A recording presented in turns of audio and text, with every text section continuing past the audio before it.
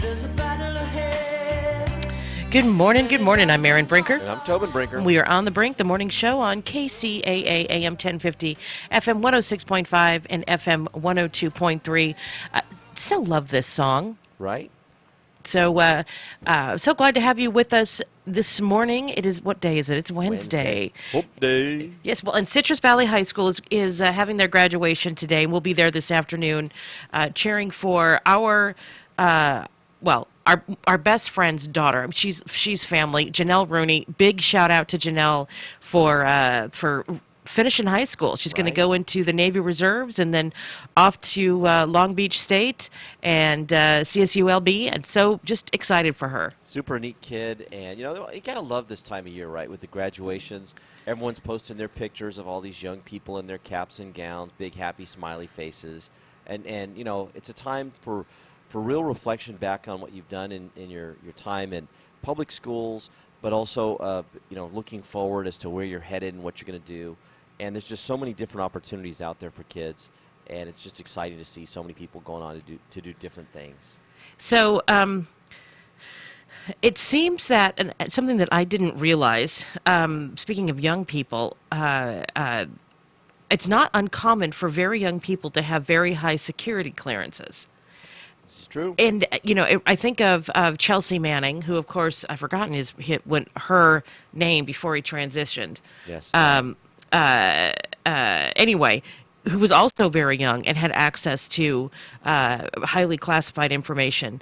The strangely named Reality Winner. Her name is Reality Winner. I know. Everyone has been focused on that name because it's so bizarre, right? It is bizarre. It's an unusual name. And she's too young for her parents to be like hippies. Yes. Right? I mean, because that's really our generation that has Moonbeam and, other, well, Yes. not Moonbeam, but Apple. Yeah, exactly. And so Reality Winner had a high security clearance at 25 years old. So she was charged Monday with leaking a document about the Russian hacking of the U.S. electoral systems. One of the most surprising things, according to NBC News, was that a 25-year-old had a top-level security clearance.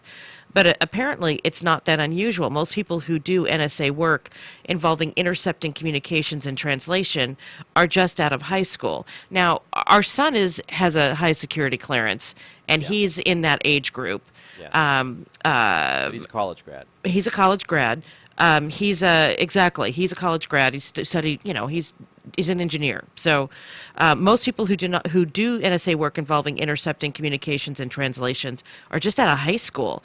There are thousands and thousands of 18 to 21-year-olds doing critically important and secret work around the world. An expert on the NSA says most of them, like Winner, are young members of the military. She served 6 years in the Air Force. A high security clearance is needed to listen in on terrorists or members of foreign governments. Intelligence officials are concerned that Winner is part of a growing number of American intelligence employees leaking state secrets not for money, but because they feel the public has a right to know the information. The election of President Trump is making people feel like they need to take action. CNN details Winner's anti-Trump comments on social media, and ABC News has more information on the 25-year-old, including that she speaks Pashto, Farsi, and Dari, and recently worked as a yoga instructor where she was known as a reliable employee. Okay, so what? The Winner's mother says her daughter is very passionate about her views. Yeah, passionate is an understatement. She is really not a fan of this government. Yeah, it's this is where we get into trouble, because when you take an oath, right? When you take an oath to protect and defend the Constitution of the United States, and this means, when you get that clearance, you're making promises and assurances that you're not going to do this kind of stuff, right? Exactly. And substituting your own judgment for what is or is not the good information that should or should not be kept secret, or what. This is wrong on so many levels. You don't get to make that choice. Yeah. That's not your decision to make. And if you feel uncomfortable doing this work, if you feel like, oh my God, I'm seeing stuff that's upsetting to me and that I've got to share, then guess what guess what the right thing for you to do? It's to quit. Quit your job and let somebody who can guard our secrets do that job. So one of her tweets was, on election night, Well, people suck. Hashtag election night. On February 11th, she was particularly active on on Twitter, tweeting directly at the president, describing him as an orange fascist. The most dangerous, at real Donald Trump, the most dangerous entry to this country was the orange fascist we let into the White House. Winter didn't appear to post explicitly about hacking or leaking, but she did tweet and like she did retweet and like several tweets on the topic. Excuse me. You know, when a person who works for the government starts tweeting or posting stuff like this should put them in serious jeopardy for their jobs. And now I'm thinking, okay, we need a whole new department of our government that's essentially monitoring government employees in their posts. I'm serious, because this is the precursor. This is the warning signs. And I'm certain that foreign governments are trying to monitor our people like this. I'm sure they are. Looking for weak spots that they can probe for their spy agencies. So why aren't we probing our own people to figure out who the weak spots are? Because, frankly, this is disturbing to me. So she liked a tweet from the hacking group Anonymous in November and hinted at hacking a Mac computer the then president-elect was using. Anonymous tweeted, "Donald Trump using a Mac, very insecure, would be sad," in all caps, if something happened. And she retweeted that. She also favorited a February 15th tweet linking to an article about the White House press secretary Sean Spicer's reported lax approach to his personal data security, and also liked a WikiLeaks tweet linking to a Wall Street Journal report headline, "Spies Keep Intelligence from Donald Trump on Leak Concerns." So, yeah, I guess we do need to be monitoring all of our people. Yeah. This is not okay, folks. And the thing about it, somebody takes an oath. An oath used to mean something. Exactly. Apparently, it doesn't anymore. Well, and people who are regular listeners to our show know that you and I are not Trump fans, right? I mean, we've basically opposed him throughout his election and talked about all the problems with him. But the man won. He won. He is the president of the United States. And, he's not done anything so egregious as president that would make him, that would rise to a level yet. I mean, that anyone should be doing any of this stuff. And we have formal mechanisms when a president does something. So if you have a concern about the president, right, you have to let the formal mechanisms take their place. You don't get to, substitute your judgment as some low-level flaky in the government who has access to classified material to release stuff or not as a way to embarrass or harm the president or harm the country, as a way to bring about a crisis. I mean, that is wrong on so many levels. And so I hope they throw the book at this young lady. I do too. It wasn't okay when Chelsea Manning did it. It's wasn't okay when the guy who's in Russia, the one working with Julian Assange. Oh my gosh, forgot his name. That's okay. It'll come back to me after our break. Yes. I'm Erin Brinker. And I'm Tobin Brinker. And we are on the Brink, the morning show on KCAA, AM 1050, FM 106.5, and FM 102.3. We'll be right back.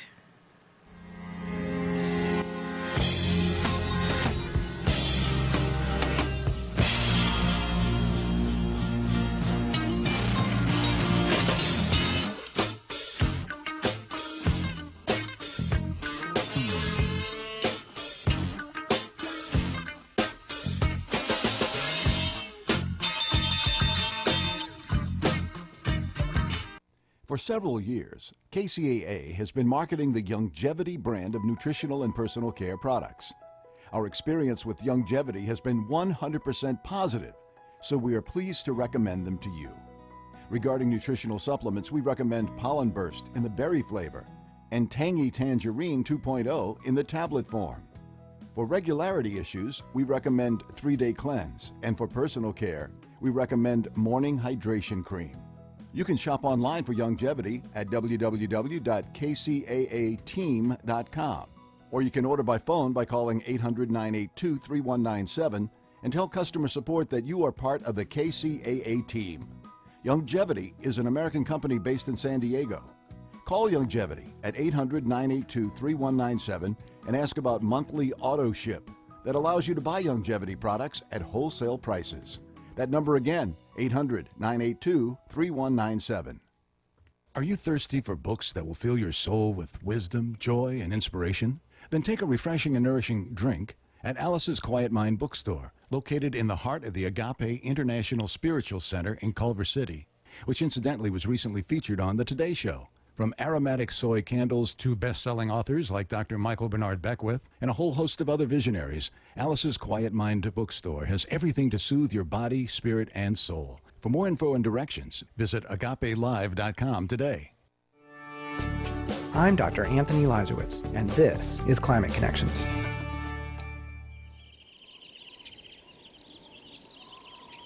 From mighty forests to small oyster hatcheries, the Pacific Coast provides a rich set of natural resources. But many of these resources are threatened by fires, droughts, and other climate change impacts. So in 2008, the governments of California, Oregon, Washington, British Columbia, and Alaska banded together to combat climate change. Their coalition, the Pacific Coast Collaborative, has established shared goals to reduce global warming pollution 80% within 33 years. To reach the goal, they plan to increase energy efficiency and invest in clean energy. Chris Davis, policy advisor for Washington Governor Jay Inslee, says that the alliance helps them achieve more than if they were acting alone. It really created a forum to advance leadership, to enable information sharing, and probably most importantly to coalesce momentum across the West Coast to take action on climate. And he says, the fact that the region has some of the nation's fastest growing economies sends an important message to others. You can take really quite aggressive climate action and still have great job growth and great economic growth. Climate Connections is produced by the Yale Center for Environmental Communication. Learn more at yaleclimateconnections.org. Hi everybody, Ray Lucia here with some important information about debt, your debt. Whether you have a first or second mortgage, you're looking to buy or refi a home or rental property, or just need to consolidate your credit cards to lower your payments and save some serious interest, you need to do some loan financial planning with Steve Alladort, my mortgage man at loanfinancialplanner.com. Now, Steve's not your garden variety mortgage broker. He actually spends time evaluating how you can use the current super competitive interest rates to pay off your mortgage early, purchase a rental property, improve your cash flow, upgrade to your dream home, or even help your kids or grandkids get into a house. That's what loan financial planning is all about. Steve's been helping me and my listeners for over 2 decades, and I can tell you he is the best finance guy in the business. Go to loanfinancialplanner.com. That's loanfinancialplanner.com. Or call Steve Alladort at 888-563-1070. That's 888-563-1070. For more local radio every day, tune into KCAA Loma Linda.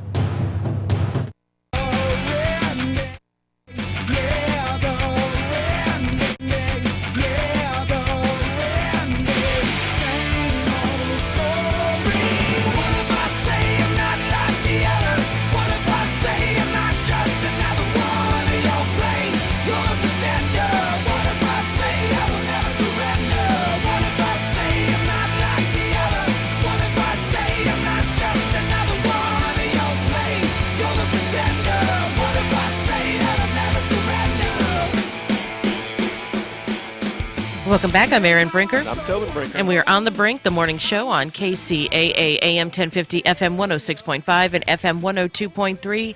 So glad to have you with us today. I did not list all the ways you can listen to KCAA. You did not. So you can find us at the 3 stations that I just mentioned, 2 on the FM, 1 on the AM dial. You can find us at kcaaradio.com, where you can listen or you can watch. Tobin's in the studio with looking like he's going running today because he's going to go running today. And I have allergies in the booth. Allergies suck. Can I just tell you? I'm not sick. I have allergies. Yeah, and it's weird because you were fine, and then we came out to come into this morning, and all of a sudden now your voice is scratchy and you're struggling. Yeah, well, and it's what can you do? So so you can follow me on Facebook. I'm Erin Hunt Brinker on Facebook, and at Erin Songbird on Twitter. And Tobin, you are Tobin Brinker on Facebook. And okay, finally, go ahead. Okay, so I was just going to say that when we started the first segment, we were talking about high school graduations, and then you jumped to the story about this young lady with her clearance. And I thought for sure you were going to jump to the story that we had posted about a senior prank.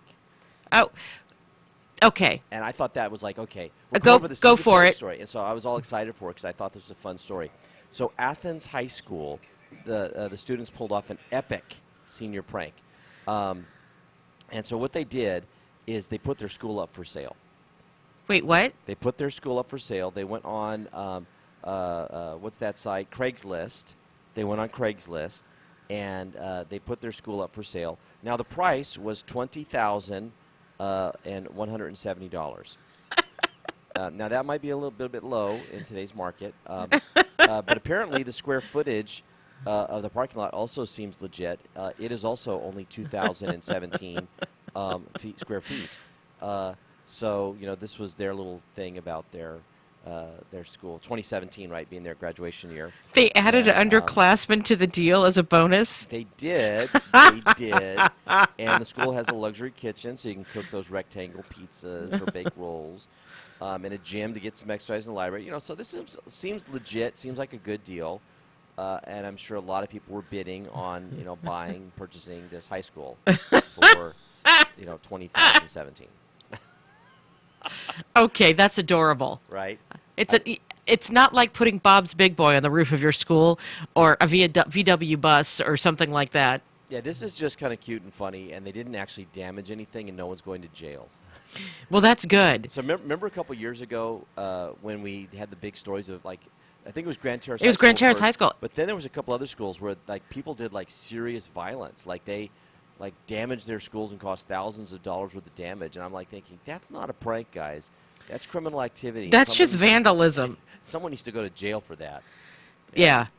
A prank is, I don't know, toilet papering or something where people get to school and they laugh. I mean, Yeah. honestly, that's what a prank should be. Yeah. And putting racial slurs and I'm trying to remember all the things that they did at Grand Terrace High School. It actually happened a couple of years. It Yeah. started the first year they had a graduation when our daughter graduated. Yes.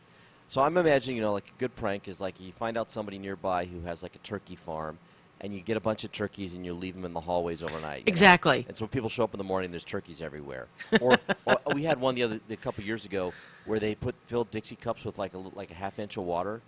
Remember? And they had all these little Dixie cups with water everywhere. And so the people, as they came in, they were stepping around Dixie cups and trying to not knock them over because, it was hilarious. That's shows some effort and some creativity. Exactly. And it's funny. It makes you laugh and nobody got hurt. And, Yeah. you don't need to be destructive, folks. I do love this time of year, though. Although I have to say, I have not seen a lot of articles about good commencement speeches. Typically, you'll get a couple really good ones that people will post, right? And I'm always looking for that really good, inspirational graduation speech, and I haven't really seen them being posted. And my one hope when we go to this graduation tonight, besides just being there to celebrate our good friend's daughter, is to hear a good speech. Well, okay, but it's in high schools. It's the valedictorian who does the speaking. Yeah. And what's interesting is they seem to fall into two categories. One of them is I'm so wonderful. Listen to everything that I've accomplished. And the other one is I really don't want to be here. Let's go have some fun. Yeah. So, because some of them are we had a great time. It was a blast. Good luck. I'm always just looking for that one kind of interesting sort of comment or speech, though, that really kind of inspires or captures your imagination. And so I love this time of year. I really do. And I miss when I was a school board member and a city councilman when I used to go to all these graduations because that was just so uplifting to me. Well, and you always went to every single Cal State graduation. Dr. did. Carnig invited you to all of them. Yes, and I mean when I say all of them, I would be there 2 days on the weekend, 5 graduations all day long, 2 days in a row. I didn't miss a graduation. I loved it, loved it, loved it. So, well, and we have another graduation next week that I'm super excited about. At UC San Diego, Yes. and we're going to hear the Dalai Lama speak. That one is super exciting. Sadly, though, we have 2 friends, both with kids graduating from college on that same day, and so we're going to one and not the other. And it's one of those things where you wish you could be in 2 places at once because they're both wonderful kids, and you want to be there to celebrate them both. Exactly. Yeah. Exactly. So we have a story. We've talked about the opioid crisis, and it's ongoing. I mean, it's all over the country. And I've just finished a book called Dreamland. Dreamland is documenting the opioid crisis, how it started, where and with the entry of black tar heroin and how it came into the country and everything. And it's this opioid crisis is still going on. Overdoses are now the leading cause of death for Americans under the age of 50.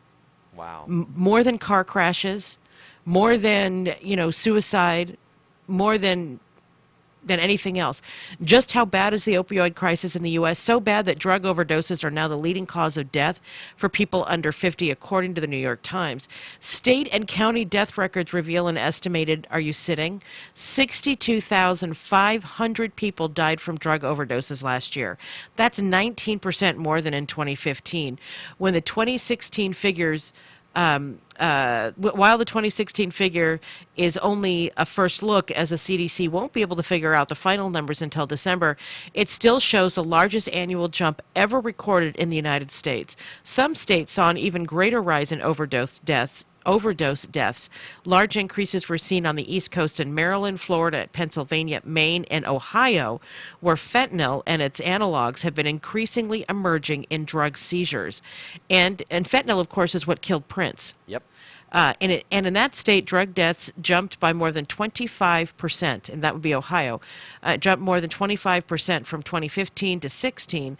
A separate report from the Columbus Dispatch notes overdose deaths doubled in the state's 6 largest counties in that period.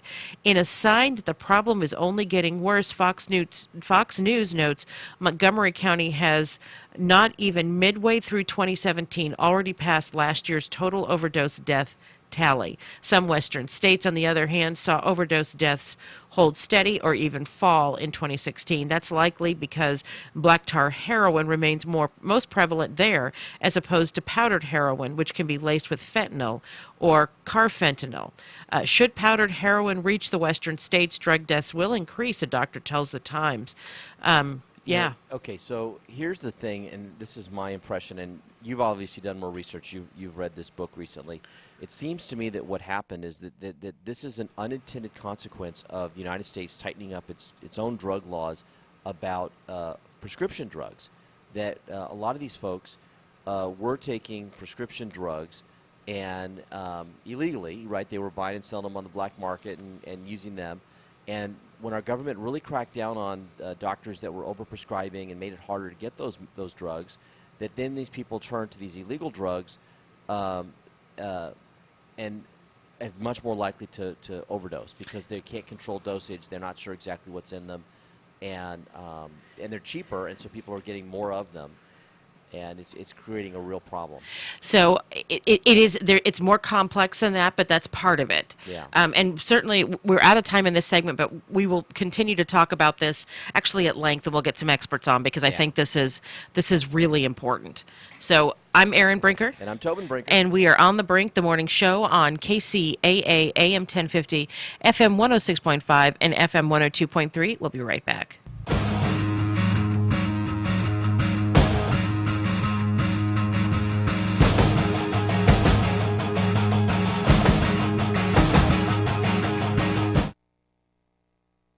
KCAA Loma Linda, 1050 AM, K292FQ Riverside, and K293CF Moreno Valley. NBC News Radio, I'm Sharon Reed. President Trump is nominating Christopher Wray as the new director of the FBI. He's a former U.S. Assistant Attorney General. If approved by the Senate, Wray would replace James Comey, whose highly anticipated Senate testimony is expected tomorrow. Today, the Senate Intelligence Committee is hearing from 4 of the nation's top intelligence officials. And this morning, the leading Democrat on that panel, Mark Warner, says he expects fireworks. I'm going to ask him, would it be in any way appropriate for a president to intervene on an ongoing FBI investigation investigation, particularly one that involved close associates of the president. Meantime, Eric Trump says Democrats are not even people because of how they get in the way of his father's agenda. On Fox News' Hannity last night, the president's son said Democrats are imploding. And today is the first day college students in New York State can start applying for free tuition. The program covers in-state schools for families who earn $125,000 or less. Sharon Reed, NBC News Radio. It's time for your KCAA AM 1050, FM 106.5, and FM 102.3 traffic report. I'm Erin Brinker. In Ontario, on the 10 westbound after Haven, an overturn is along the right shoulder, but there's debris left in the lane, so there's stop-and-go traffic from Etiwanda Avenue. And in Riverside County, on the 15 southbound between the 215 and the 79 South Temecula Parkway, there's some slow traffic. This has been your traffic here on KCAA. We are the stations that leave no listener behind. I'm Erin Brinker. From the KCAA Weather Center, I'm Rod Tanner. For this morning, cloudy skies will gradually clear with an afternoon high of 87, while at winds to 20 miles an hour. Tonight, it'll be clear with a low of 58 with winds to 25 miles an hour. We'll have a mostly sunny Thursday with a high of 86 with winds to 20 miles an hour. Thursday night, it'll be clear and breezy, a low of 58 with winds to 25 miles an hour. Friday should be sunny with a high of 84. For the weekend, we'll have a mostly sunny Saturday with a high of 80. It'll be sunny Sunday, again our high 80. That's your weather forecast for this hour from KCAA, 1050 AM, 106.5 FM, and now 102.3 FM. 3-in-1, the trifecta of talk in Southern California. End time is not what you thought. In their new book, 122436, authors Mike and Cheryl Gilmore bring forth a startling new idea on the beginning of humankind, how life begins on Earth and when our Creator concludes this age. In the book, 122436, three small groups of individuals, separated by thousands of miles, discover together the answers to the beginning of our universe and all the life it contains. Mike Gilmore is the author of 5 Levels of Power novels and the Sled Investigation series. Cheryl Gilmore is current state director in South Carolina for MUFON and brings a lifetime of experience with UFOs and related fields. As a team, their new book about life in the near future on Earth sets aside most people's religious and scientific beliefs. Available exclusively on Amazon in softback for $8.99 or the ebook price for only $2.99. Remember, Amazon softback $8.99, ebook only $2.99. 122436. Get your copy today.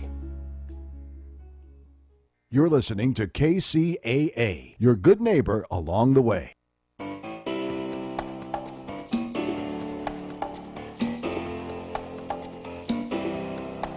See you driving round town with the girl I love, and I'm like, forget you. I guess the change in my pocket wasn't enough. I'm like, forget you and forget her too. Said if I was richer, I'd still be richer.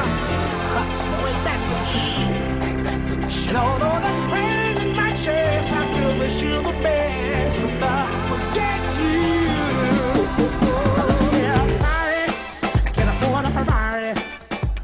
Welcome back. I'm Erin Brinker. I'm Tobin Brinker. And we are on the brink, the morning show here on KCAA, and I'm so excited to introduce to you and welcome to the show Ann Kidd Taylor. She's the co-author of the New York Times bestselling memoir, Traveling with Pomegranates. She's a graduate of Columbia College in South Carolina and currently lives in Southwest Florida with her husband and son. She has written a book called The Shark Club. So Ann Kidd Taylor, welcome to the show.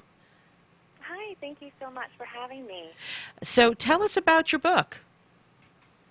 Well, The Shark Club is about Maeve Donnelly, who, as a 12-year-old, is swimming in the Gulf of Mexico off an island in southwest Florida and is bitten by a shark. And this incident comes right before she has her first kiss and this first admission of love with her first love, Daniel. I love the idea of these two kind of big moments, a shark bite and a first kiss, kind of crashing together. And it creates, I think, some powerful forces in her. But Maeve grows up to love sharks. She's a marine scientist. In fact, when the book opens, Maeve is turning 30 years old, which is a big birthday, I think. And we see her underwater working with sharks. And she returns to her island home to this real calamity of finned sharks. which is a real horrific practice. But of course, she is still grappling with losing Daniel. So I think it's a love story. I think the Shark Club is a love story, not only with Maeve and Daniel, but Maeve and the oceans. So, what is shark finning?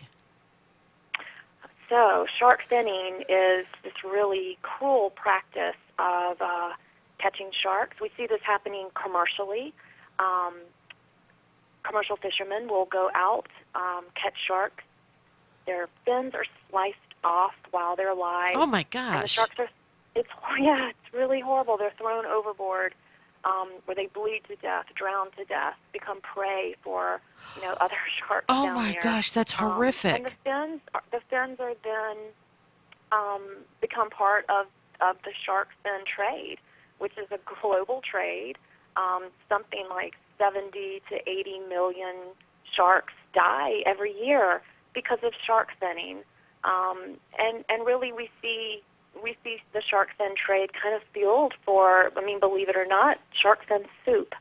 So it's a real cruel practice. I read recently where someone kind of equated, if you went to, this would be like if we went to have our cats declawed, and the way they did it would be to cut their paws off. It's just really horrific and cruel. And there's actually some legislation coming up soon, I believe, that will address the shark fin trade. Our shark populations really can't handle it, and we've seen some resurgence among sharks. But they really need some love. They haven't had the best PR in the last few decades, but we're Since seeing Jaws. some resurgence there. Yeah. Well, there's another big shark movie coming out too. I was just at the theater yesterday, and and they always play up the fear angle, right? Yeah, absolutely. I think I saw this trailer on TV too. Yeah, it's like 40. It's like, I think it's called 47 Feet Down, and it's these two girls trapped in a cage that fell off the boat, and the sharks are between them and the boat, and they're running out of oxygen. But it's another scary shark movie. Just what we need. It is. Yeah, it is. And as a child, I saw Jaws, and of course, we'd go on vacation, and I would spend the first day sitting on the beach because I had Jaws kind of playing in my head. But in doing the research for this book, for the Shark Club, what I learned about Peter Benchley writing Jaws was that after writing that, he wrote other books about shark conservation and why they were important and why they should be saved. And I believe he and his family went on to form a conservation organization aimed at helping sharks. So, that really reframed Jaws in my head. But I know what you mean. I think I've seen this trailer, and while there's certainly these thrilling elements to it, and so many of us are fascinated by sharks, it's one thing to be fascinated by them, and it's another thing to be fond of them. And I think when sharks are portrayed, as in one single way, as just these kind of menacing monsters who are out to kill us, we certainly need to fill in the whole picture there. That would be good for them, probably. So, what was it like to write this novel after you had written your memoir? Because that's really shifting gears. Yeah, it truly was. I collaborated on Traveling with Pomegranates with my mom, Sumont Kidd, and we were really reflecting on trips that we had taken together. I relied a lot on, travel journals and photos and videos, and of course we were relying on our memories. And we worked within those confines. When I shifted over to writing fiction, I was kind of blown away by how unconfined I was. I could really follow those intrinsic threads of, what felt like the story I really wanted to tell. I could, it was wildly freeing, actually, to be able to dream up these characters and to have them kind of talk in my head was really quite an experience. You know, Maeve was pretty talkative about who she was and what she wanted. And certainly my little 6-year-old Hazel character was really inspired by my son.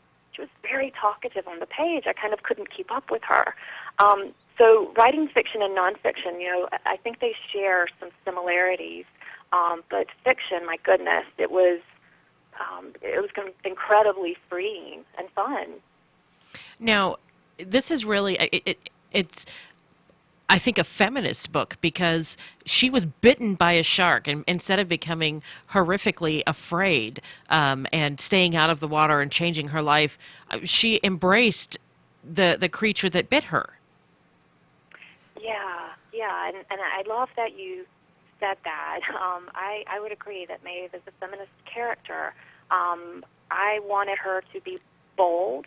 I wanted her to be brave. And I think one of the bravest things that Maeve can do, other than swim in the water with sharks, which is a chip that I personally don't have, one of the bravest things Maeve does is to be herself. You know, she's turning 30, and I think she is really grappling with some of the cultural impositions that women in particular feel that are imposed on them. You know, there seems to be this expectation that by 30 we should kind of have this all figured out, you know, career, family, maybe marriage, maybe a baby, but what about my sharks? What about my career? Maeve is really, she's asking these questions, and I think, as Maeve says, you know, what is it about turning 30? All the clocks seem to tick a little louder. She's really exploring losing Daniel. This was the wound that she really carried. But Maeve wants to have love, and she wants to have freedom. And I think her big question is, you know, why do we have to choose? So she's really trying to figure it out, like so many of us are, I think. Wow. Okay, so we're just about out of time. Where can people find you, follow you, and buy your book? Yeah, the book came out yesterday, so it is in bookstores and online. And for people that wanted more information about my tour schedule, it's AnnKidTaylor.com. And I'm on Twitter, also AnnKidTaylor, and very new to Instagram and having a little fun on that. Also, my name, Ann Kidd Taylor. And that's AnnKiddTaylor. That's it, yeah. Awesome. Well, thank you, Ann Kidd Taylor, for joining us. I'm so excited about this book, and I hope it shoots to the top of the New York Times bestseller list. Oh, well, thanks for having me. It was a pleasure to talk to you. I really appreciate it. I appreciate it, too. Thank you so much. Well, it's time for a break. I'm Erin Brinker. And I'm Tobin Brinker. And we are on The Brink, the morning show on KCAA. We'll be right back.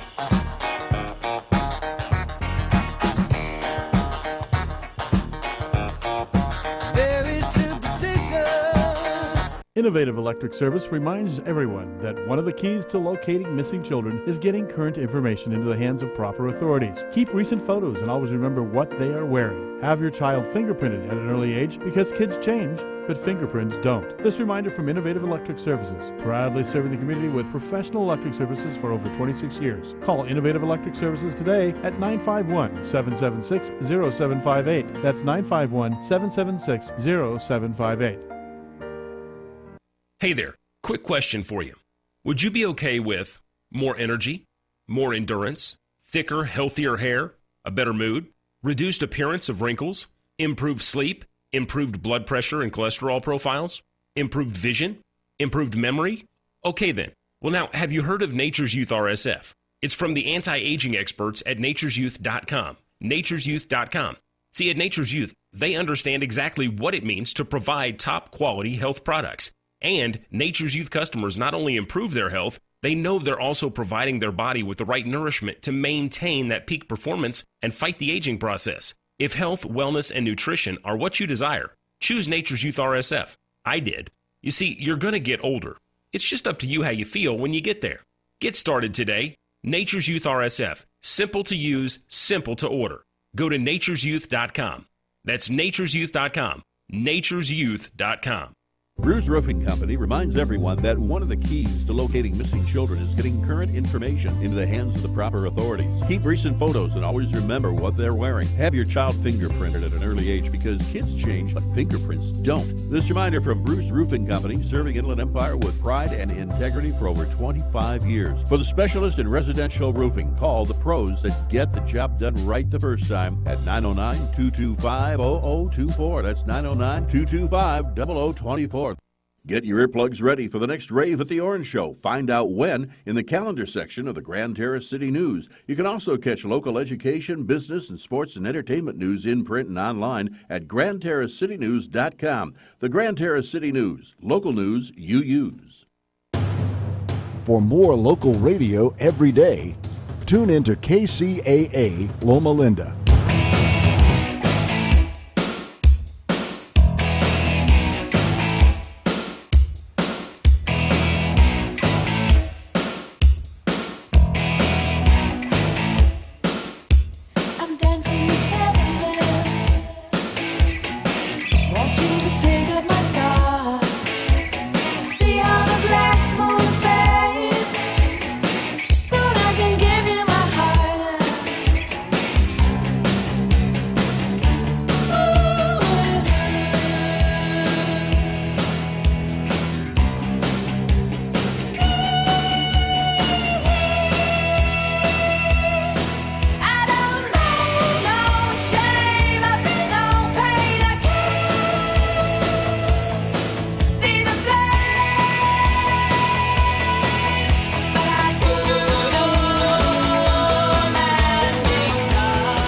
Welcome back. I'm Erin Brinker. I'm Tobin Brinker. And we are on the Brink, the morning show on KCAA AM 1050, FM 106.5, and FM 102.3. And there's something going on in the Chino Valley, or the Chino Unified School District. Yeah, there's a charter school, Aaron, called Oxford Preparatory Academy. And I've actually heard of Oxford Preparatory Academy. Well, I actually competed against them when I was coaching debate with my students, and I have to tell you, they had some top-notch teams. It's a good school. I know some of the teachers there, and they really, really work hard and do some good stuff. And it's Chino Valley Unified School District. Yeah, and so they're a charter school, though, and being a charter school means that periodically they have to go to the school district to get their charter renewed. They're not guaranteed to be open forever, and typically that's a 5-year cycle. And they got renewed once, and this last time they came up for their renewal, it got voted down. Why? Well, the district said that it was because of some financial irregularities that related to the founder of the school and some private for-profit businesses that she started that were providing support to the school. So the charter school was sending money to these private businesses that were started by the founder, and they felt that there was some financial improprieties there. And so they denied it. Well, the school then appealed that denial, and in their appeal they said, we're going to sever our relationship with our founder. We're going to sever our relationship with these for-profit companies. And the school district again voted no, because they said that the appeal was still based on the original charter, which included those things. So even though they were saying verbally... I'm sorry, that's lame. Yeah. Because let's talk about how much better this charter school performs than the Chino Valley Unified School District. And I think that's actually the issue, and I'm going to get to that in a second. So they get voted down twice, and so then they have the right to appeal it to the county and the state. Well, the county and the state basically take a pass. They don't take action on it. And now we're at this point where there's an interesting little-known piece of state law that says that if the county or the state don't take action within 120 days, that the decision of the governing board of school district to deny a petition shall be subject to judicial... You said that so fast. Can you say that again? Okay. If either the county board of education or the state board fails to act on a petition within 120 days of receipt, the decision of the governing board of the school district to deny a petition shall be subject to judicial review. And so that's what this charter school has done now. They've gone to court. They're asking a judge to save their school. Now, Here's the issue, though, and I think you started to bring it up. Oxford Prep is the highest performing school in the district, okay? And I believe that factor was not considered, at least in the formal declarations, for why they were denied.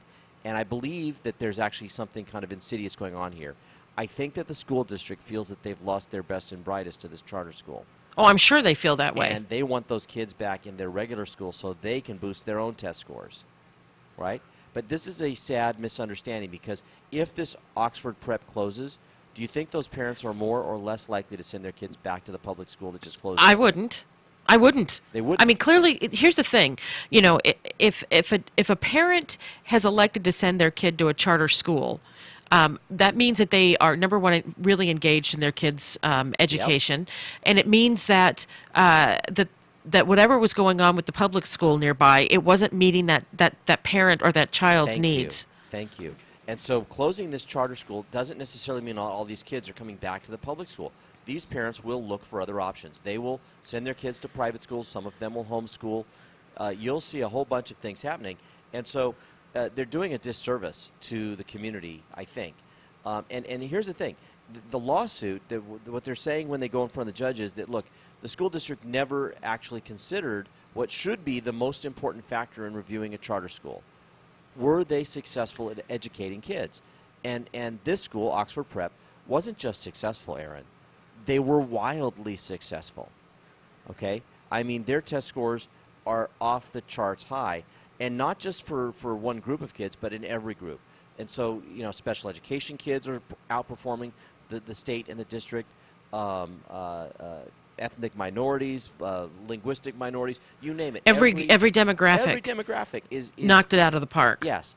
And so they've got a strong case to make. Well, especially since they've remedied the problem that the district said they had in the first place. Well, okay, they've remedied it in part, okay? And I'll tell you that this is where charter schools get in trouble usually. It's the financial side. This is where you really have to be very careful with them, because there can be some very shady business practices that go on. They are freed up of some of the laws, of the kinds of things that regular school districts have to do, and this allows for some shady business. Now, the owners or not the owners, but the people who started Oxford Prep also have, I think, 3 other charter schools that they're involved with. And so these for-profit companies are providing services to multiple charter schools. And I think what might be happening is that there's some commingling of funds and moving of money back and forth between them so that it seems like they're more financially stable than they are. And in the meantime, other people are pulling money away and doing things that they're not supposed to be doing with that money.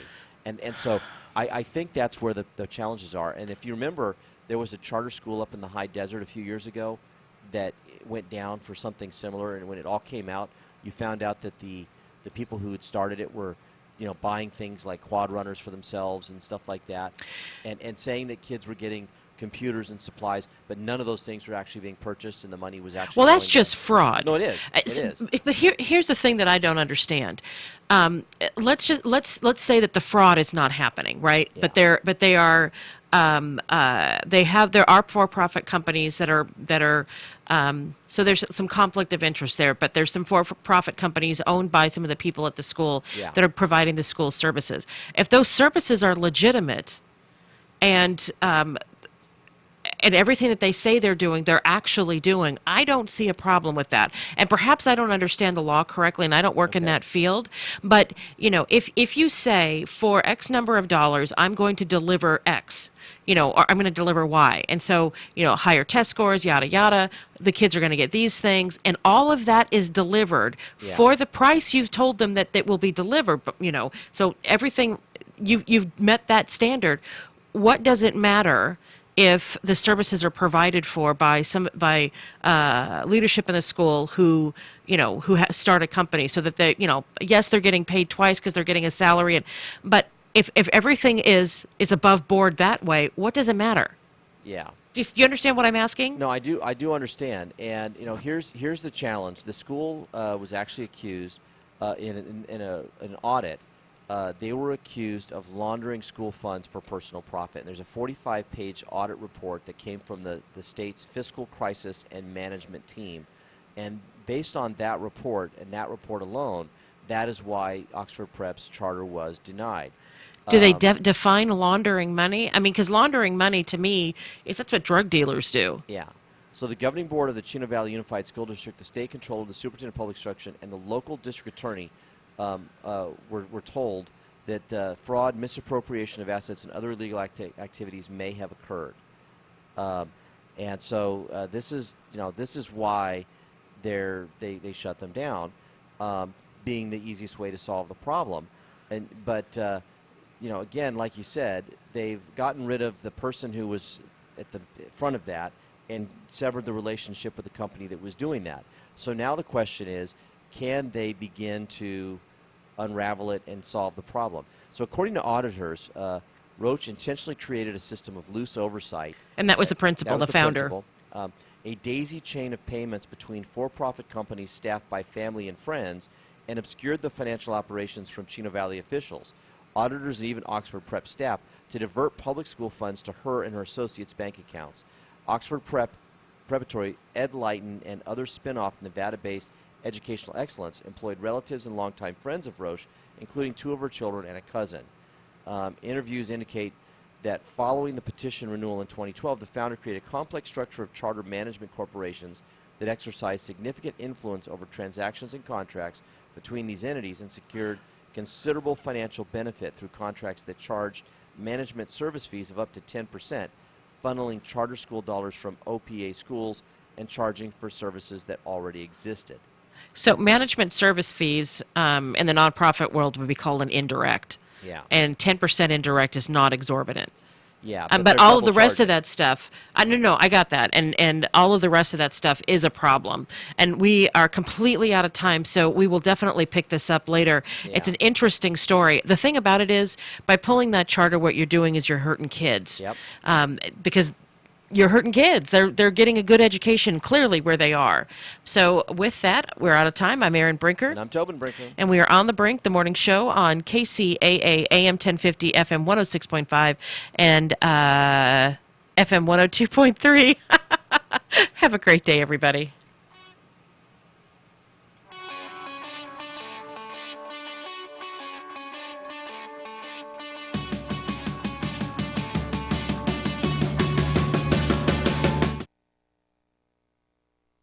KCAA Loma Linda, 1050 AM, 106.5 FM, and now 102.3 FM. I'm Chuck Hamlick, CNBC. Stocks hope to end their 2-day losing streak. Futures are higher now.